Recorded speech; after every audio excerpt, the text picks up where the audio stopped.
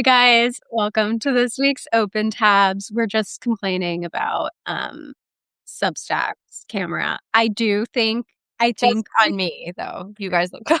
no, I think it's like Google Meet, which is what we use for our video chats and stuff, does put like a little bit of a beauty filter on you. So when you go to a camera that doesn't, it's like, wait, what? Okay, so lots to talk about today.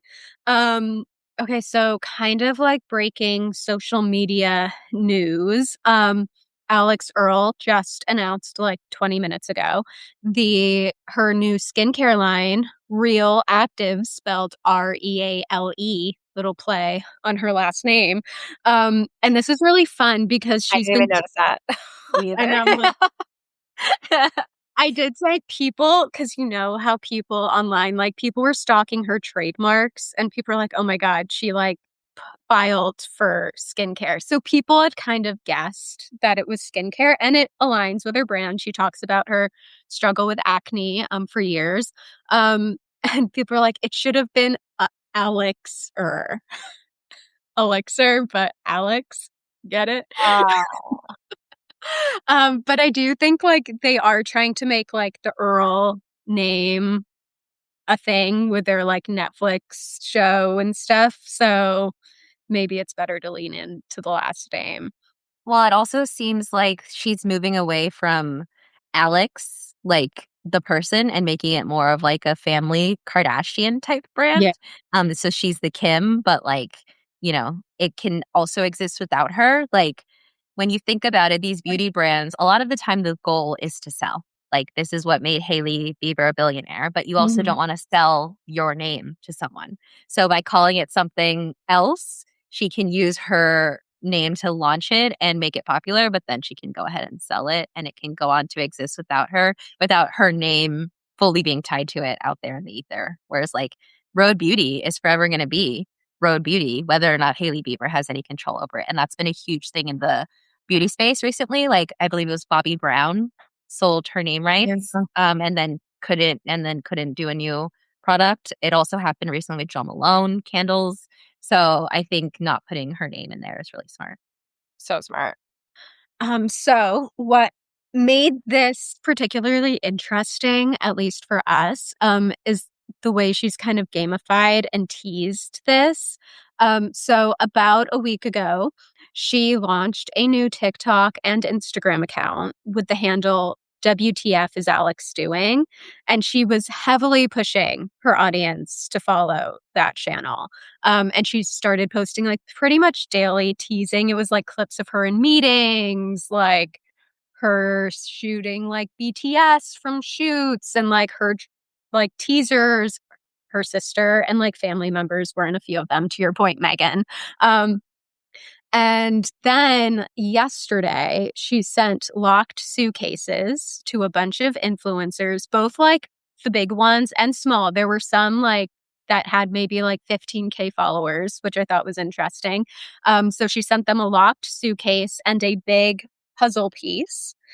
At the same time, she put up a blank billboard in Soho, and as influencers posted to TikTok receiving their puzzle piece, people were putting the actual puzzle together on her billboard in Soho. And after about a day, it was finally all filled in. And it was revealed that it was Real Actives. And once that was revealed, she released the code to the locked suitcases that all the influencers got, and it had product inside of it. So now that my feed was filled with all the videos of people receiving their puzzle pieces, I'm sure now it'll be filled with a second wave of people actually trying the product that was in the suitcase. And I just thought this was like really fun.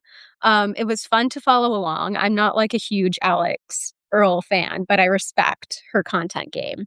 And she's topping it off with her late night debut tonight, where she'll be on Jimmy Fallon. So, thoughts? Megan, you submitted this. So, what are your thoughts? I thought this was really smart and a way to gamify the launch because it's gotten so stale. And also, it's always Yeah. kind of like, you know, this is going to be received with a big eye roll by a lot of people who aren't big Alex fans. And so I think by having such a sound social strategy that kind of brought her personality to this is really smart. I also think it's smart that she partnered with an actual dermatologist, because my first instinct was like, you don't need another celebrity skincare Mhm. line, but I think that lends it some credibility. One random thought I had when you were like, they invited smaller creators as well. She has traditional Hollywood representation, and this is very traditional Hollywood. Like, even like the other creators who that they probably are under the same agent. Like, that's probably why they also got the packages, because their agent was like, let's send it to this person, and that also will help boost that person's star as well. Yeah. So I think this is just another example of Alex Earle moving from being a social media star to being a just star in Hollywood at large. And she's doing a really good job of it. I agree. I'm not like the closest follower or fan of Alex Earle, but I'm always very impressed with how her and her team execute everything. And it's also thoughtful and well executed, but still feels really fun and authentic. Yeah. The one thing I saw was her talking. It's like her and she's filming, like answering the phone, and it's like all the bloopers where she's like, "Hi, it's Alex," and they're like, "You need to be more enthusiastic," and she's like, "Okay," and it's like watching her do that, I feel like I was like relatable, like that having to, even for a social media star, having to shoot a promotion is still kind of a weird thing. So she's just so good at it.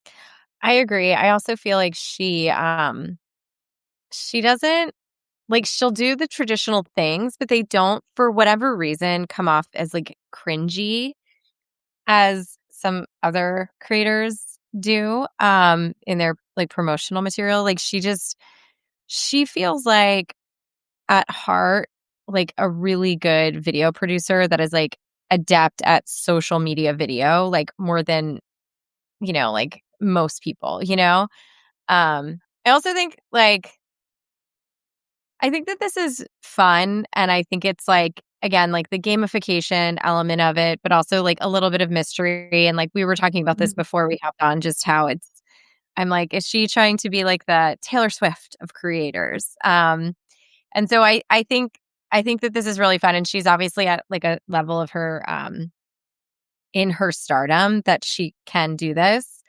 And I think also, Megan, I forget if you mentioned it on this live or not, but I agree with your sentiment of like building the Kardashian style empire and like elevating the Earl name and sort of building a foundation that is for like when the time comes when she's not in the limelight. Mhm. I also want to say earlier this week, she went to Harvard Business School for the second time. Because last year she famously flew straight from Coachella to Harvard. That was fun to watch on TikTok. And her dad went with her because he is her manager, I think, or like business manager. He's in all of her meetings. Um, and she hosted a founders lunch and like gave her platform. She posted a video where I think it was female founders. I'll fact check myself when we post this if that's not true. But she basically let them all pitch like on her TikTok, which I thought was really interesting. And now she is a legit founder, not just an investor as she was before. And it's interesting, they are also currently filming for her Netflix show. So I'm sure we will see the BTS of this in that first season. Um, and Which is also the her, Kardashian model of like, yeah, watch us do something and then watch the behind the scenes of us doing that thing. yeah. And I only know they're filming because her sister posted I saw that. a video to her TikTok of them at dinner and them surrounded by a camera crew. You know what's so crazy is that like okay, so with that in mind, it's interesting to think about like, okay, working backwards, like if you were producing a season of television for your like debut on television and you're sitting down in like the writer's room conceptualizing to develop like what are you going to do over this like season of shooting? Like let's say they shoot for like 2 to 3 months or something. Um it like makes you wonder how much is orchestrated, right? Like, I wonder if like the Harvard Business School thing, for example, is like, oh man, too bad we weren't shooting when we were there last year. Let's see if they'll let us come back Mhm. and we'll film it, which will give Harvard, like that sort of added, you know, Yeah. um, exposure. It's just interesting, like when you're working backwards, or like even like the release of this skincare line, like, you know, everything feels so like calculated, I guess, which is Yeah. what, the irony is of reality television anyway. But it's just sort of interesting because you got to fill all the content for a season, especially your debut season. Yeah. Yeah. That's a great point. Okay, interesting. And in the same vein, of creators breaking out into the mainstream and becoming stars, Tubi just inked a deal with TikTok.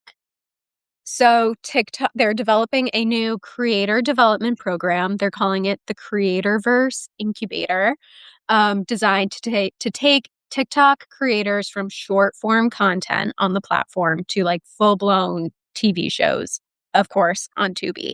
So TikTok will help Tubi identify rising creators on their platform, and then Tubi will then help them develop and fund longer form content. So this could be like scripted.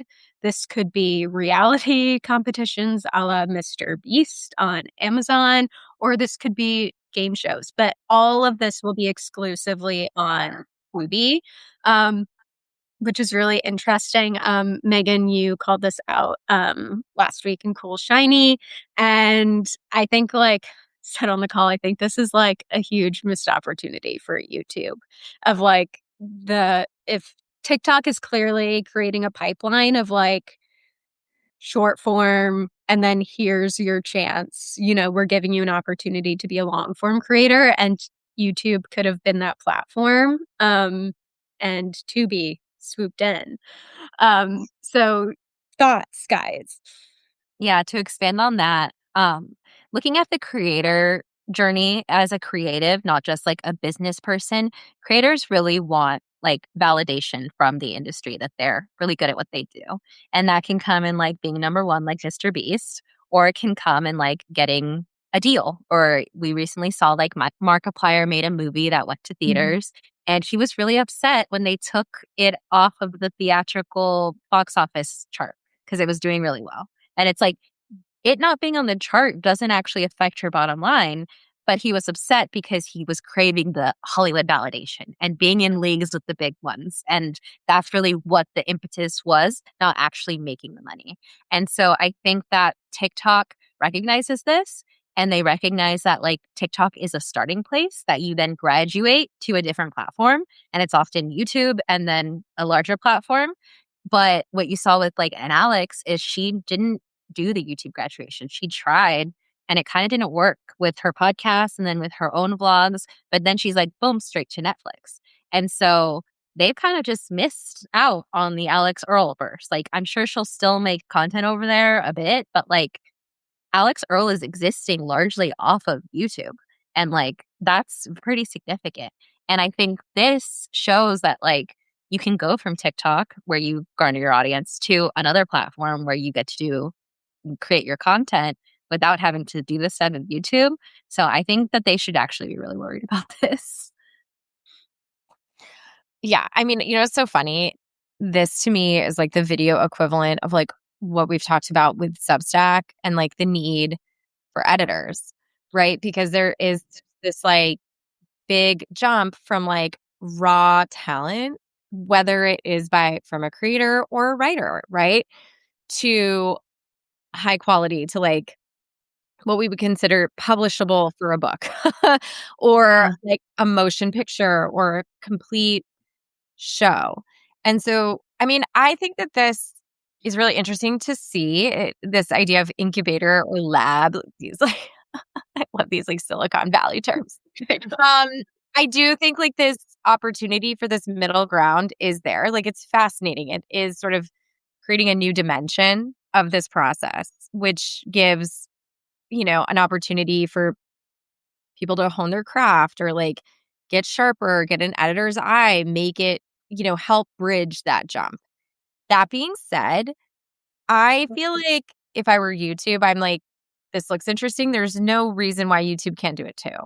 And I think that like there's just so much talent. And I think the only thing to think about with this is that it is monetary investment. You know what I mean? And it is like getting people from like, I think it's like, what is the measurement of success, right? So it's like they bring someone through the funnel, they get there, they throw out a bunch of paint on the wall and they see what sticks.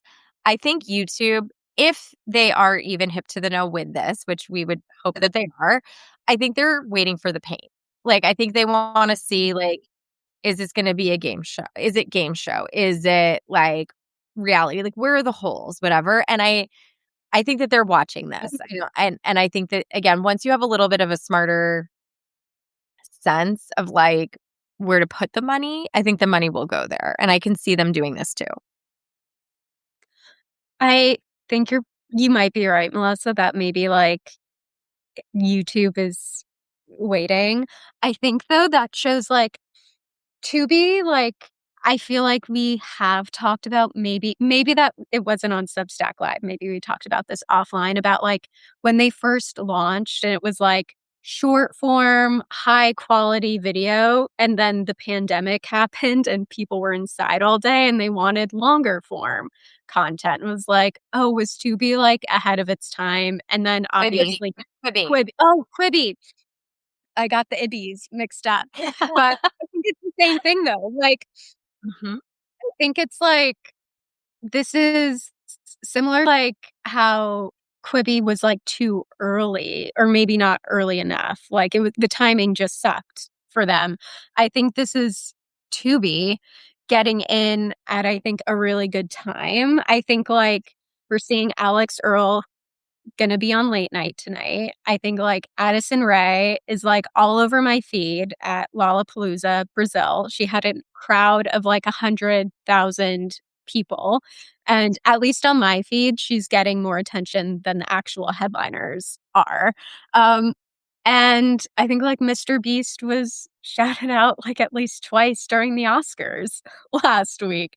I think like if you wait, the moment will pass you by. And I also think it's interesting, like, when we post this on Friday, we will have all the resources and articles that we use for this conversation. But like, TikTok is very heavily framing themselves in the Hollywood Reporter article about this is like, we're championing our creators and we want you guys to grow outside of our platform. And like, look, we're helping develop you and get you discovered. Like YouTube that could have been YouTube, you know?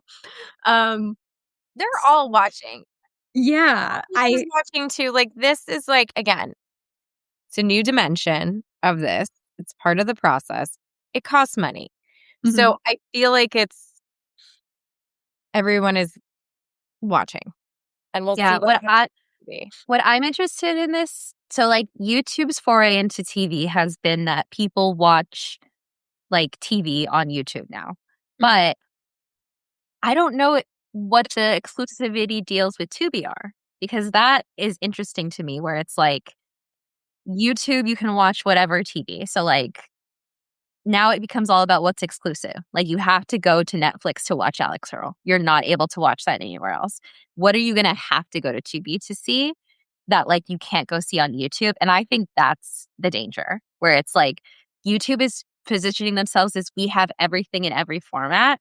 And these other places are starting to put creators behind paywalls that is going to eat at YouTube's strategy from the inside, you know?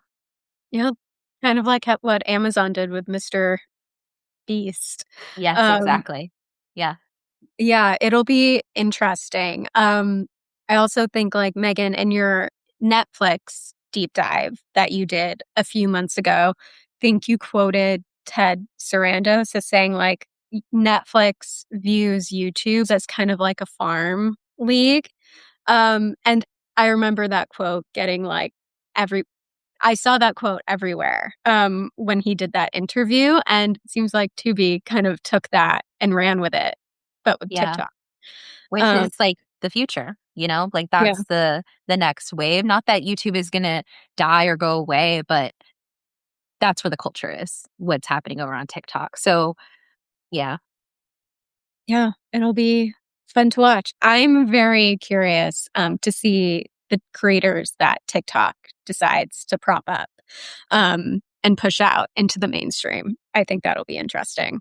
Yeah. Because I also think that sometimes with TikTok, unless they have guests, their content's kind of repetitive. So I almost wonder how that will translate to a serialized format if it's like every episode's low key kind of the same, which it makes sense in your feed with a bunch of other things. But like, there's certain creators where you're like, I'm not going to binge this. It's the same 6 jokes over and over. Like I like them when they're dispersed and I'm seeing them like once every few days, but will I like it when I'm watching half an Totally. I hour? mean, having a variety of guests is like the discoverability of it all. Like that Yeah. way it's like fandoms are exposed and then you're like, oh, you got to have that as part of the strategy. Yeah. Yeah, it's the question this article kind of poses is like, will these short form creators we'll see how successful they are at like keeping people's attention for 30 plus minutes. So and also seeing serialized since TikTok is so not like your For You page is just you see them when you see them and it can be kind of random. So yeah, we'll definitely be keeping an eye on this.